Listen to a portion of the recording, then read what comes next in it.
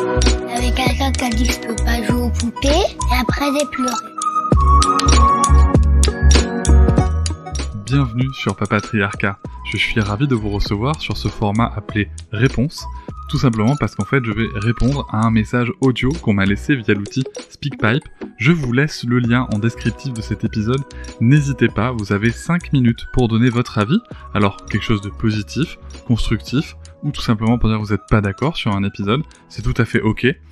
L'idée c'est de pouvoir échanger ensemble avec de la nuance. C'est pour ça que 5 minutes ça permet de construire un argument, et surtout moi de pouvoir vous répondre derrière, afin d'enrichir un petit peu plus le débat que ceux qu'on peut trouver sur les réseaux sociaux. Je remercie d'avance toutes les personnes qui ont participé à enrichir la réflexion sur nos sujets, et nous allons pouvoir tout de suite commencer cet épisode. Et salut, bienvenue dans cet épisode réponse qui est du coup un peu spécial, puisque je vais répondre à, non pas à une question en direct, mais comme j'ai déjà fait plutôt en solo, à une question qu'on me pose beaucoup sur les réseaux, et un sujet en plus qui me tient à cœur, c'est la scolarisation de notre fille. Alors pour celles et ceux qui nous suivent depuis un moment et qui savent en effet notre intérêt pour l'apprentissage autonome, le développement libre de notre enfant, tout du moins, nous étions en instruction en famille pendant IEF, pendant 2 ans. Pendant 2 ans, c'est-à-dire la première année de Sarah qui aurait dû être scolarisée donc à 3 ans en petite section, et son année de moyenne section aussi qu'elle a fait avec nous. Cette situation a évolué. Alors, avant toute chose, je tiens à préciser que tout ce que je vais dire, c'est notre situation. Voilà. Il n'y a aucun jugement de valeur sur les gens qui scolarisent et sur les gens qui ne scolarisent pas ou qui déscolarisent. Par ailleurs aussi, il y a quelque chose qui m'a vraiment marqué quand j'ai parlé de la scolarisation de Sarah. Ça a été... Alors, il y a plein de réactions très positives, mais il y a quand même pas mal de réactions de « Ah mais du coup, vous n'êtes plus en IEF, du coup, fini l'IEF. » En fait, du coup, fini pendant un temps, en tout cas. Mais a priori, si jamais Sarah veut retourner en IEF pour X ou Y raison, eh ben on y retournera. Et ça, c'est important de bien le garder à l'esprit, je pense, parce que moi, j'ai eu la sensation que c'était un peu noir ou blanc. Vous voyez, les sensations, c'est en gros, ou tu es en IEF, ou tu ne l'es pas. Mais pour moi, en fait, la scolarisation, c'est un état. C'est pas forcément une fin en soi. Tout comme la déscolarisation n'est pas forcément une fin en soi. Je pense à des amis à moi, où leur petite fille était en instruction en famille pendant 3-4 ans, parce que voilà, il y avait une phobie de l'école, il y avait une peur, et puis ensuite... elle s'est sentie capable d'y aller, et elle a attaqué le collège très sereinement. Donc voilà, et je tiens aussi à rappeler que 90%, là ce sont les chiffres des assos, 90% des situations en IEF, c'est en fait des scolarisations de 1 ou 2 ans, surtout parce qu'il y a un problème à l'école. Alors après, il y a une petite évolution démographique, mais pas forcément hyper significative suite au confinement, qui ont amené en effet des familles à se poser des questions. Donc voilà, donc ça c'est quelque chose d'important. Maintenant, on va parler de notre cas personnel. Vous allez voir que comme beaucoup de sujets, il y a toujours une vraie ambivalence, quoi. Il n'y a pas de... voilà, je suis absolument pas satisfait à 100% de la décision de la scolarisation, et en même temps, j'étais pas satisfait à 100% de la situation, enfin de la décision qui aurait impliqué de continuer l'instruction en famille. Alors, concernant Sarah, nous, on avait pris cette décision à commencer pour respecter son rythme. Voilà. On s'était dit, voilà, l'école quand même, je vois trop de parents d'ailleurs qui partagent ce constat, que le respect du rythme de l'enfant à l'école, c'est pas ouf. Il y a des enfants qui pourraient dormir très tard, qui se couchent très tard, enfin voilà, il y a vraiment un rythme qui est pas forcément évident. Et même une pression que je trouve, moi, assez importante, même dans l'école où va Sarah, c'est que vraiment, ces créneaux de 30 minutes là, pour déposer les enfants, et quand je dis déposer, du coup, j'ai pu observer que parfois c'est même carrément un drive, mais en tout cas, les créneaux de 30 minutes pour déposer les enfants, c'est quand même très très court. Moi, je persiste à penser que, notamment sur les classes de maternelle, vraiment, il faudrait pouvoir avoir 2 heures, je pense. pour que les enfants qui veulent dormir un peu plus tard le puissent. Bien entendu, il y a la situation de travail des parents, mais ça encore, ça fluctue beaucoup selon les familles. Mais je trouve que 30 minutes pour déposer, c'est extrêmement rigide, c'est extrêmement pressurisant le matin. Aussi qu'on maîtrise pas tout sur la route, etc. Et que du coup, c'est pas pour rien que les statistiques sur les violences éducatives ordinaires montrent que ça arrive souvent le matin, notamment par rapport au départ à l'école. Donc nous, en tout cas, c'était pour son rythme, quoi. Je pense qu'il y a vraiment quelque chose là-dessus. Alors, du coup, dans la pratique, ça donne quoi? Ça donne que Sarah, elle se lève tous les matins à 7h. Ou 6h30. Donc, en fait, son rythme, c'est le rythme scolaire. Donc, ma foi, pourquoi pas? C'était pas un problème. Et nous, on a commencé ça en se disant, ok, très bien, visiblement, son rythme, ça se cale avec, mais de toute façon, nous, notre problématique, après le rythme, c'était le fait qu'elle puisse explorer librement et à sa guise ses intérêts, ses enthousiasmes. Voilà, ça, c'était vraiment quelque chose sur lequel on a vraiment mis l'accent. Et ça a été un moment génial. Enfin, je veux dire, très, très clairement, ça a vraiment été un moment génial de découverte, d'accompagnement. C'était formidable de voir que tout ce qui était un petit peu très théorique, hein, j'entends, que ce soit John Holt, Peter Gray, Ken Robinson ou André Stern ou même Arnaud Stern, des choses qui peuvent paraître très théoriques, en fait, à partir du moment où on a le temps, où on a l'opportunité d'être dans cette confiance envers l'enfant, c'est waouh, c'est juste incroyable ce qui se passe. Et ça vraiment, c'est un truc où je crois que c'est le truc qui me blesse un peu le plus par rapport à la scolarisation. C'est de me dire, putain, alors là, avec la maîtresse qu'elle a dans l'école où elle est, c'est plutôt cool.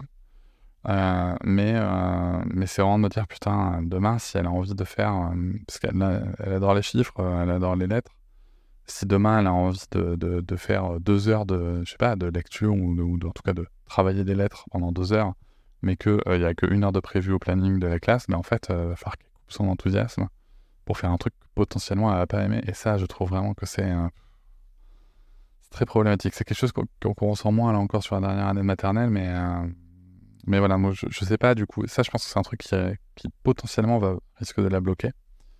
Alors nous, quand on s'est mis dans l'instruction en famille, il y a quelque chose sur lequel il faut être clair, je pense, c'est que nous, en fait, ma compagne travaille, hein, c'est le plus gros revenu du foyer, très clairement. On est passé dans le podcast Histoire d'argent de Fabrice Florent, voilà, si vous voulez écouter, même si notre situation a un peu évolué depuis, si vous voulez écouter ça, n'hésitez pas à y aller, parce que je vais pas vous refaire tout le speech. Mais du coup, c'est elle qui travaille le plus. C'est important parce que c'est aussi elle qui est le moins présente à la maison. Et moi, je tenais à garder une activité. Voilà, pour moi, c'était important de garder une activité. Alors, quand j'ai quitté mon emploi, je pensais faire autre chose. Finalement, je suis devenu podcasteur, auteur, conférencier, etc. Mais je voulais une activité. Parce que c'est important pour moi, pour différentes raisons, de garder une indépendance potentiellement financière. Enfin voilà. Et pour différentes raisons, le fait de ne pas vouloir être un poids à 100% financier, etc. Parce que je pense, moi, personnellement, qu'il y a, en tout cas, moi, dans mon épanouissement personnel, j'ai besoin d'avoir un certain niveau d'indépendance financier pour me sentir bien et m'épanouir dans ma relation. Donc on avait ça, et du coup, c'était un peu compliqué avec les 2 activités. Et notre IUF fonctionnait uniquement aussi par l'implication des grands-mères, donc ma mère et la mère de ma compagne. Et là pareil, alors, le sujet des grands-mères. Disons que là, c'est compliqué.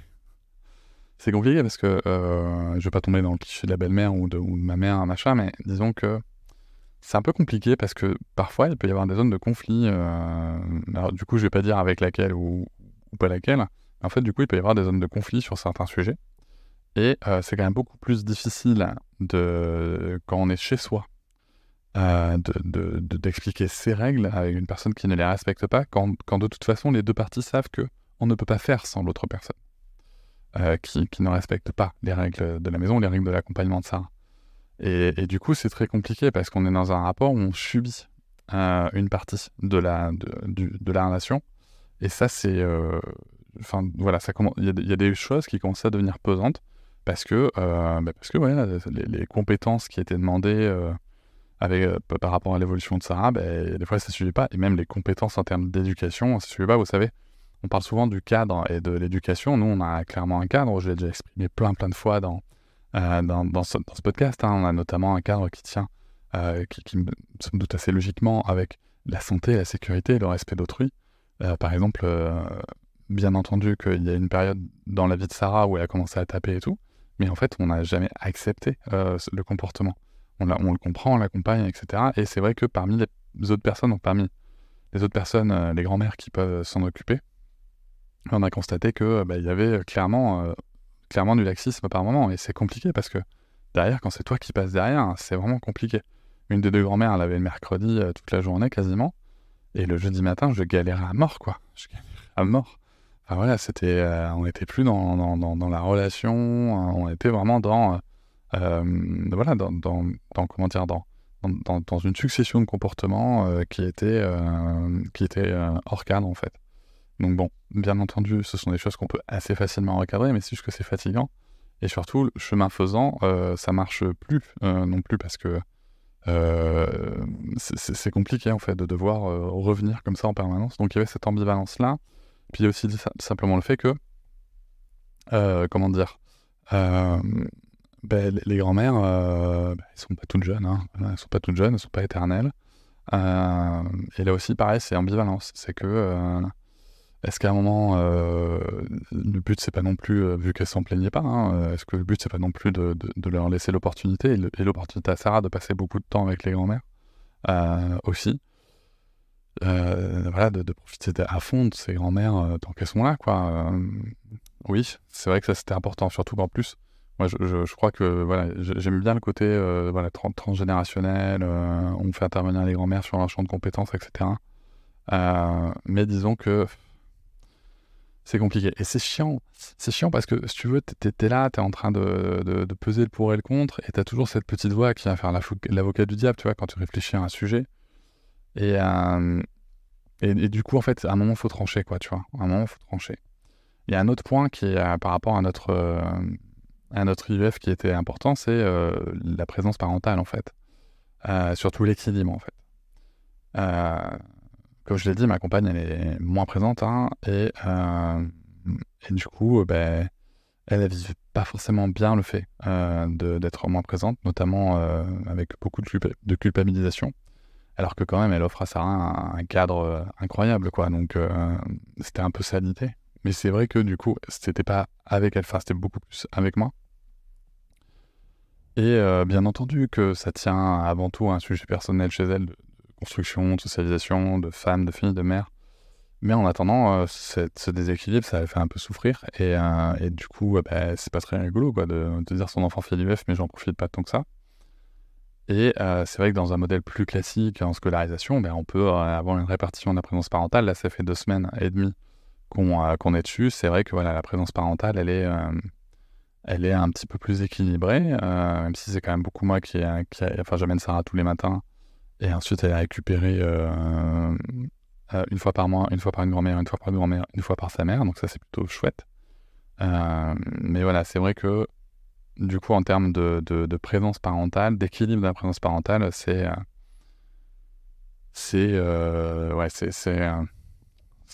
aide, quoi. Ça aide. Donc, en tout cas, ça aide aussi par rapport au positionnement de ma compagne, qui ne vit pas forcément tout ça très bien. Et puis après, voilà, comme je disais, nous, c'est notre choix. Je veux dire, mais c'est un choix qui est extrêmement... notre situation était une situation qui était quand même, je trouve, moi, extrêmement... dense vraiment en termes d'implication, enfin, le fait de vouloir garder une activité. C'est vrai que parfois j'ai jalousé les autres parents que je pouvais voir en instruction en famille, dans les rassemblements ou même dans des activités qu'on pouvait faire, parce qu'il y a un parent qui s'occupe des enfants. Très clairement aussi, osons le dire, hein, socialement, clairement les mères. La plupart du temps, on devait être à, je sais pas, on devait être à 2 papas quand il y avait 12 ou 14 mamans. Mais parce que ce parent-là n'a aucun emploi rémunéré à côté, quoi. C'est vrai que plein de fois, je me disais, ah ouais, si on avait les moyens, putain, ça serait cool. Après, on pourrait peut-être avoir les moyens, mais à ce moment-là, il faudrait que que j'arrête toute activité. Et moi, en fait, ça, je peux pas. Donc voilà, c'est vraiment pas des décisions, ou en tout cas des situations qui sont faciles. Et puis après, voilà, il y a aussi, il y a aussi justement mon activité, le fait que je développe des choses et que il y a des trucs où je galère, quoi. Là, au moment où j'enregistre cet épisode, je galère toujours sur un projet BD où j'ai plus de 6 mois de retard et je m'excuse tellement auprès des gens que ça m'a en retard. Mais voilà, c'est vrai que ce que je constate, c'est que après 2 ans d'instruction en famille avec ce rythme-là, c'est fatigant, quoi. C'est fatigant et que j'ai dit oui à quelques projets alors que j'étais en équilibre et que c'est compliqué parce que je regrette pas d'y avoir dit oui parce que ce sont des projets qui m'intéressent, mais en fait, j'ai juste pas la place et l'énergie. Et là, avec la scolarisation, je vois bien que j'ai la place et l'énergie, mais j'ai d'autres problèmes, je vais venir après. Donc ça passe pas. Et en même temps, mon plus beau projet, c'est de passer du temps avec ma fille. Voilà, est-ce que ça vaut pas le coup de tout laisser tomber, de passer du temps avec elle? Bah oui, si, c'est vrai que c'est beau, mais en même temps, si elle tombe si passer du temps avec un papa qui l'aime de tout son cœur, c'est pas, enfin, je l'aime de tout mon cœur, c'est pas un problème. Mais si moi je me sens pas bien dans mes basques parce que mes projets à moi, parce que mes objectifs à moi ne sont pas remplis, bah, à un moment ça va se ressentir sur ma parentalité. Je suis pas sûr qu'elle ait envie de passer du temps avec un papa. Enfin, dans tous les cas, elle aura envie de passer du temps avec son papa, mais en tout cas pas. Moi, je serai plus le papa. Je pense que j'aime être. Et donc ça c'est compliqué. Donc voilà, et puis il y a aussi bien sûr ce sujet. Alors le sujet sur lequel on vient souvent, c'est oui, mais tu comprends maintenant, plus il y a l'autorisation et tout. Alors je vais vous le dire très clairement, je le dis et je le dis très ouvertement et publiquement, l'autorisation, je m'en tape le cul par terre. Voilà, c'est-à-dire que si demain Sarah veut sortir de l'école, elle sortira de l'école, j'en ai rien à foutre, on trouvera des solutions. Mais cette histoire d'autorisation, à partir si jamais le bien-être de Sarah est en jeu, il est hors de question. Enfin, la loi, j'en ai rien à péter. Voilà. Donc ce sera de la désobéissance civile, il n'y a pas de problème, on prendra les risques qu'il faut, mais si notre enfant est en danger à l'école, elle ne sera plus à l'école. Donc voilà, c'est l'histoire de l'autorisation. Pour moi, c'est un non-sujet, mais parce que j'ai ce positionnement-là. Donc voilà. Et puis, il y a cette histoire aussi de confiance faite à l'enfant. Et là, je vais revenir justement sur le choix de Sarah. Et on va parler de socialisation. Parce que nous, on a commencé l'IEF, donc on avait une association locale, on s'est inscrit à une association nationale. Et c'est vrai qu'on a commencé l'IEF, enfin voilà, toutes les semaines, il y avait 2, 3, parfois 4, enfin, vraiment des grands rassemblements avec d'autres enfants, c'était au moins 3 fois par semaine. Et puis après, voilà, on voyait des amis qui étaient proches, qui étaient en instruction en famille proche, dans notre secteur. Et franchement, c'était trop cool, quoi. C'était trop cool parce que c'était hyper fluide. Enfin, en plus, c'était des gens avec qui on partage les mêmes valeurs éducatives, parce que sachez-le aussi, c'est pas parce qu'on fait l'UF qu'on a forcément les mêmes valeurs éducatives. Ça, c'est important de le savoir, hein. L'instruction en famille, c'est une micro-représentation de la société, hein, donc il y a de tout. Il y a de tout, et ça, c'est important de bien comprendre que il y a de toutes les situations sociales, et aussi de toutes les représentations éducatives. Donc ça, c'est important de bien le comprendre. Toujours est-il que nous, on avait un noyau comme ça, un noyau dur, il y avait 1, 2, 3, 4, 5, 6, 7, une bonne dizaine d'enfants qui se voyaient hyper souvent, et parfois donc ils se voyaient avec encore plus d'enfants. Et en fait, les choses ont entraîné dans d'autres. Au bout de la première année, il y en a qui ont été scolarisés, justement les enfants qu'on voyait le plus. Et puis ensuite, là, au bout de la deuxième année, il y en a qui ont déménagé. Des enfants qu'on voyait le plus, donc le cercle s'était déjà restreint, mais en fait, voilà. Et il se trouve que du coup, Sarah se retrouvait avec des super copines, comme elle dit, mais qui sont loin. Enfin voilà, à partir du moment où il faut faire 1 heure et demie de route pour aller voir les amis, par jour, c'est compliqué, quoi. Et de la même manière, ça pèse pas pareil sur le budget. Donc voilà, tout ça mis bout à bout, c'était pas évident, et il y a du coup, il y a un sujet de demande de Sarah de voir plus d'enfants, ses copains et tout. Et il se trouve qu'une partie des enfants qui font le noyau dur de départ ont changé d'école pour aller dans celle où elle allait être, enfin dans celle où elle est maintenant par ailleurs. Donc je vais essayer j'ai pas envie de dire dans quelle école elle est, donc je vais essayer de pas faire de bêtises en parlant, mais toujours est-il que ils allaient dans la même école. Et du coup, on en parlait entre nous parce qu'on se voyait quand même, hein. C'est pas parce que les enfants sont scolarisés qu'on se voit plus. Mais du coup, on en parlait, et puis on disait, elle va aller à telle école et tout. Et là, ça a été un vrai sujet de discussion. Ce qui m'amène à dire que pendant ces 2 ans d'instruction en famille, avec Sarah, environ tous les 2 mois à peu près, on allait à l'école de notre commune, qui est ma foi, somme toute assez classique, hein, qui est petite, je trouve. En tout cas, la cour de récréation me semble extrêmement petite, qui est extrêmement goudronnée, bétonnée, cailloutée. Il y a pas de verdure, il n'y a pas de sable, il n'y a pas de terre. Ça me dérange, clairement. Et en fait, on y allait parce qu'elle avait aussi des copains-copines qui étaient dans l'école. Et voilà. Et puis pour moi, c'était important qu'elle comprenne qu'elle a le choix, en fait. C'est-à-dire qu'on y allait, et je lui disais, tiens, est-ce que tu veux y aller, etc. Regarde comment c'est. Bon, clairement, ça l'intéressait pas. Et en plus, et c'est là où on peut parler de la roulette russe, hein, de l'école publique, c'est que à chaque fois, enfin, pas à chaque fois, c'est pas vrai. Ça, je suis bordelais, mais visiblement, j'ai un côté marseillais qui ressort. Mais quasiment à chaque fois, il y avait toujours un adulte qui beuglait sur un enfant, quoi. Mais genre qui beuglait méchamment, hein, sur un enfant. Voilà, donc il y a ça. Les autres écoles publiques dans notre carte scolaire, clairement, il y a des problèmes de violence ou de négligence. Il y a des écoles qui sont franchement bien, des écoles publiques, hein, j'entends, qui sont franchement bien près de chez nous, mais visiblement, on ne peut pas postuler, entre guillemets. Donc voilà, ça c'est problématique. Et du coup, elle avait cette vision-là d'école, et c'est vrai qu'en parlant avec ses copains-copines de cette autre école qu'ils allaient tester, donc une école privée, elle s'est dit, tiens, enfin, on voyait bien son intérêt, donc on lui a dit, est-ce que tu veux aller la visiter? Et donc, elle l'a visité. Alors, je vais pas trop détailler la visite justement parce que je veux pas dire quelle école c'est. Mais voilà, c'est une école où il y a de la place, où il y a de la nature, où c'est pas une école où il y a énormément de moyens, c'est pas une école qui coûte très cher. Je vais vous dire combien on paye, en tout cas, je vais vous donner une somme parce que ça me semble important d'oser parler de ça aussi. Mais voilà, en tout cas, et le premier truc qu'elle nous a dit en visitant, c'est « Mais ça, c'est pas une école ?» Bah si. Ah bah non, bah si, tu vois. Ah bon, d'accord, ça m'intéresse quand même. Donc elle commence à jouer, elle commence à visiter le truc. Et donc elle choisit qu'elle veut essayer. Voilà, elle veut essayer. On part vraiment là-dessus. Est-ce que tu veux essayer l'école? Voilà, c'était vraiment ça l'idée. C'est est-ce que tu as envie d'essayer l'école, qu'elle comprenne bien que c'est quelque chose sur lequel elle peut revenir, sur quelque chose sur lequel elle peut influer, et surtout sur lequel elle a la main, en fait. C'est que si elle nous dit non, c'est plus possible à l'école, bah, c'est plus possible à l'école. Donc voilà, et c'est comme ça que la décision a été prise. Alors, maintenant, il y a un point que je voudrais éclaircir, c'est la différence public-privé. Moi, clairement, hein, ma position elle est claire, je milite pour une école publique gratuite, laïque, pas obligatoire, mais en tout cas où tous et toutes peuvent être acceptés, accompagnés correctement. Alors bien entendu, c'est pas l'école qu'on a aujourd'hui, c'est bien là le problème du fait, c'est un des éléments du choix de l'instruction en famille pour nous. Et j'aurais tellement aimé la mettre dans le public, vraiment.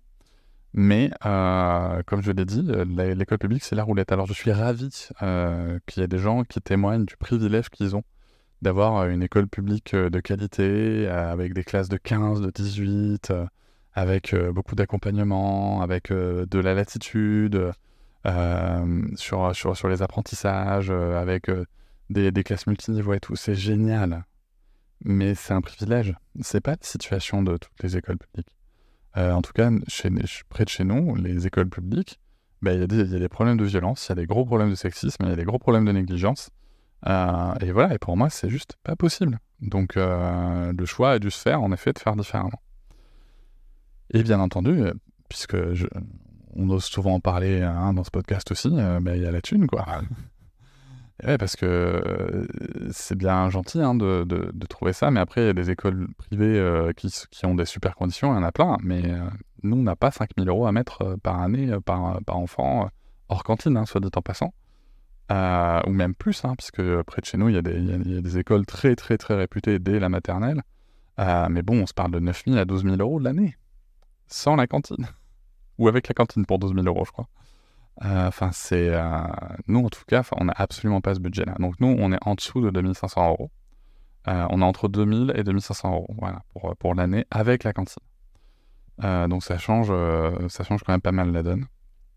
Et un de mes objectifs à moi personnel, c'est d'aller chercher la ressource financière supplémentaire dans mon activité pour justement payer tranquillement cette école. Donc voilà un petit peu le parcours qui s'est fait. Ce qui me semble important de dire, c'est que voilà, il y a aussi ce côté confiance de l'enfant. C'est-à-dire qu'on dit tout le temps la confiance de l'enfant, il y a quelque chose, la confiance en l'enfant plutôt. Et il y a quelque chose qui me semble important, c'est que si ma fille me dit je veux tester l'école, je veux essayer l'école, je veux essayer cette école, je veux essayer avec mes amis, je veux essayer de tout ça, est-ce qu'à un moment, c'est pas justement la confiance en l'enfant, c'est pas être capable de dire ok, vas-y.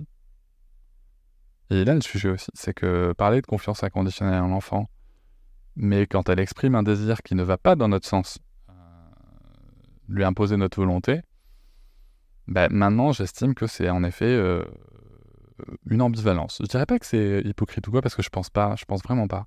Je dirais plutôt que c'est une ambivalence qu'il faut vivre, et moi, je suis dans cette ambivalence totalement. C'est-à-dire que j'ai confiance en Sarah, et en même temps, j'ai tellement peur de cette situation. Et j'ai confiance en l'école dans laquelle on l'a mis, j'ai vraiment de très grande confiance en sa maîtresse. Mais en même temps, parfois, j'ai tellement peur. Donc, Sarah a fait ce choix-là. Elle a bien sûr aussi vu l'école en situation, pas en simple visite, mais avec les autres enfants et tout. Donc, c'est comme ça qu'elle a pu décider par ailleurs, qu'elle aurait un casque anti-bruit, notamment pour la cantine. Finalement, elle ne l'a jamais mis depuis 2 semaines et demie, là.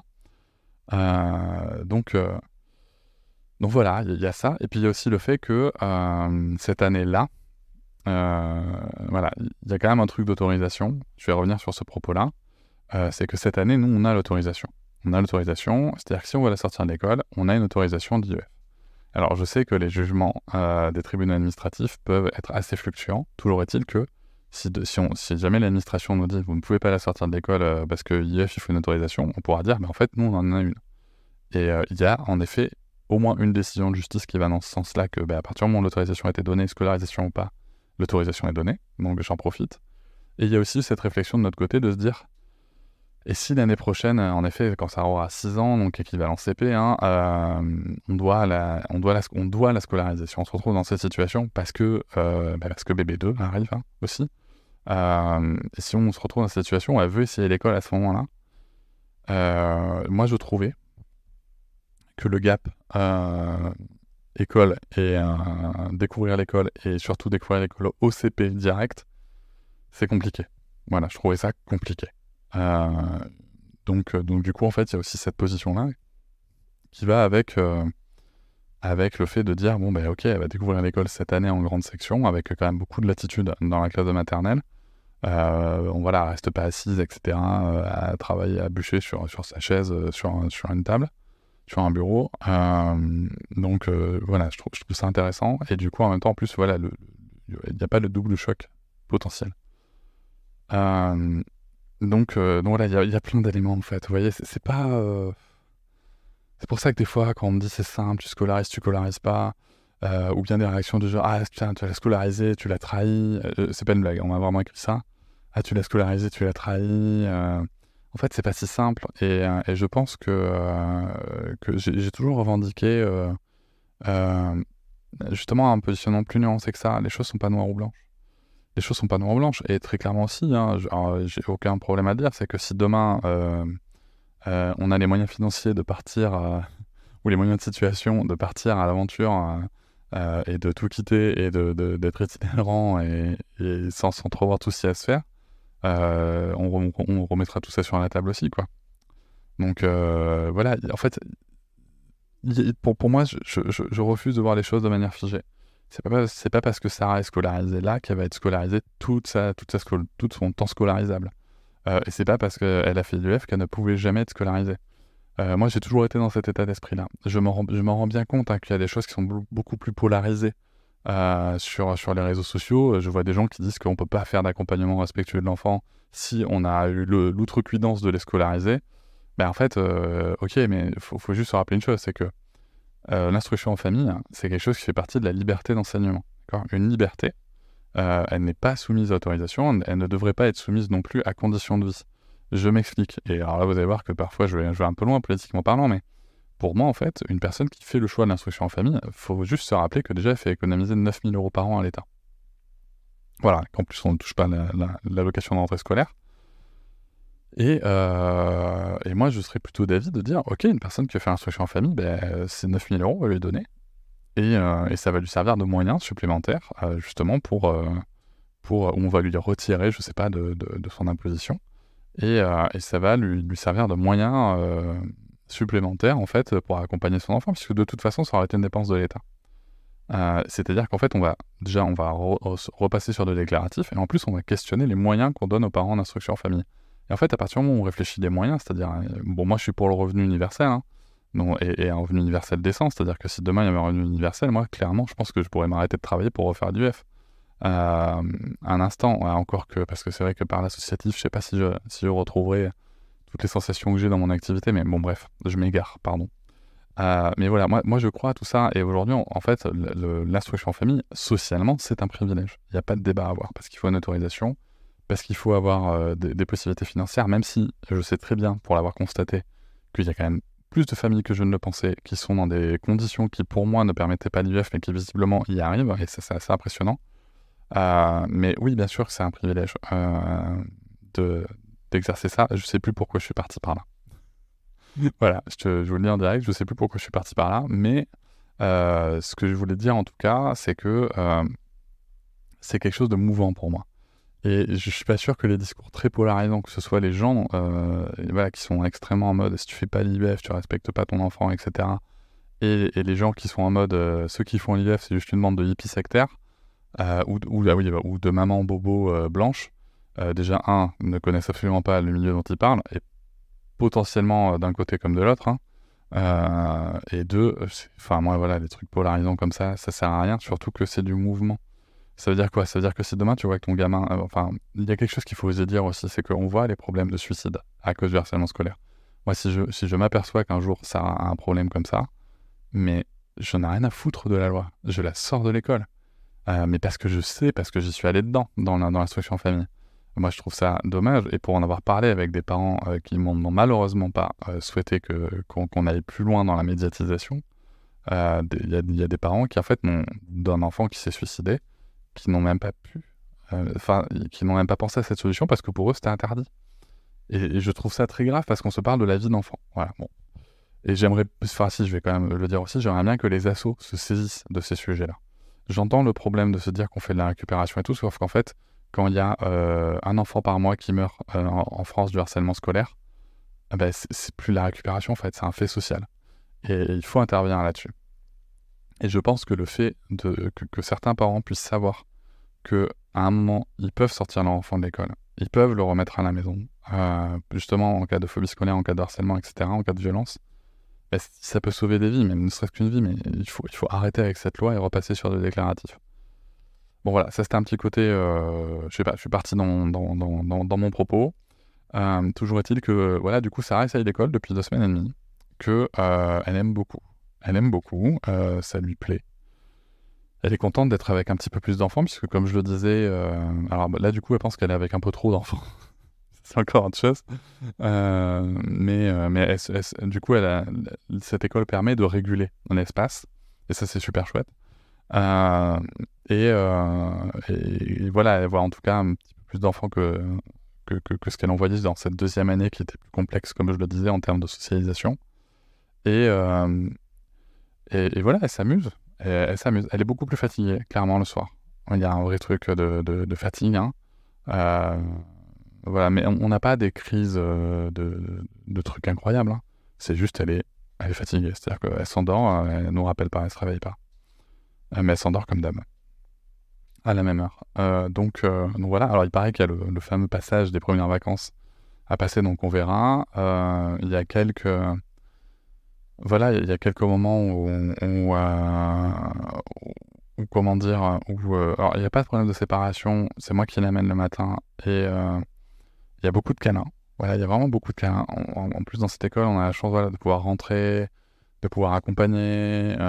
Je sais qu'il y a des écoles publiques qui le font aussi, etc. Mais et d'autres qui ne le font pas, et des écoles privées qui ne le font pas. Mais en tout cas, dans notre situation, on a cette chance-là de pouvoir accompagner. Et voilà, il y a un gros câlin, et puis après, en fait, c'est elle qui me dit, c'est bon, va-t'en. Et donc, je m'en vais. Et là, du coup, j'ai découvert un truc depuis 2 semaines, c'est que je pensais que j'allais être en mode, ouh, allez, c'est bon, hyper productivité, c'est parti. Et bien, pas tant que ça, hein. Non, moi, je suis moi-même en pleine mutation, du coup, parce que je me suis rendu compte que, ok, la présence de Sarah, c'était quelque chose qui pouvait être dérangeant quand j'enregistrais et tout, etc. Mais en fait, me retrouver seul dans une grande maison vide, je m'aperçois que c'est pas forcément plus joyeux, quoi. En tout cas, c'est pas forcément plus motivant. Donc j'ai fait quelques changements dans mon bureau, je vous montrerai ça bientôt, avec du nouveau matériel et tout, et bon, ça change la donne très clairement. Mais je m'aperçois surtout qu'en fait, j'aimais bien l'idée de pouvoir me dire, tiens, là j'ai envie de breaker 10 minutes, je vais aller voir ma fille qui est en bas, on va jouer, et voilà, quand elle était à la maison, et que quelqu'un s'en occupait à la maison. Et ça faisait des petits breaks comme ça dans la journée, c'était chouette aussi. Ça me manque un peu. Ça me manque un peu, mais bon voilà, je m'adapte moi aussi à tout ça. Je mets un point d'honneur à être totalement disponible pour elle à partir du moment où je la récupère à l'école. Donc ça c'est chouette aussi parce que mine de rien, si vous voulez, c'est que quand j'étais avec elle en instruction famille, voilà, il y a des fois où je répondais aux mails, des fois où je faisais des réunions au téléphone avec elle à côté, et ça me dérangeait pas plus que ça, mais je me dis, voilà, là au moins, quand je suis avec elle, tout est en stand-by en fait. Il y a juste elle et notre relation, la famille, les amis, etc. Il n'y a plus le travail. Ça, c'est peut-être pas si mal non plus. Donc voilà, on va voir sur la durée ce que ça donne. En tout cas, voilà comment est-ce que ce choix de scolarisation est arrivé, porté par Sarah et par ses amis, porté aussi par des difficultés de notre situation à nous, de choses qui pouvaient nous peser et de choses qui nous ne pesaient pas du tout. Donc voilà, c'est pas voilà, je sais pas si ça s'entend pas, mais j'ai toujours une grande ambivalence par rapport à ça. Voilà, j'ai toujours une grande ambivalence parce que c'est pas un choix. C'est à la fois pas un choix subi, mais à la fois pas un choix ultra motivé, tu vois. Donc voilà, c'est ambivalent et on garde en tête que bon quoi qu'il arrive, de toute façon.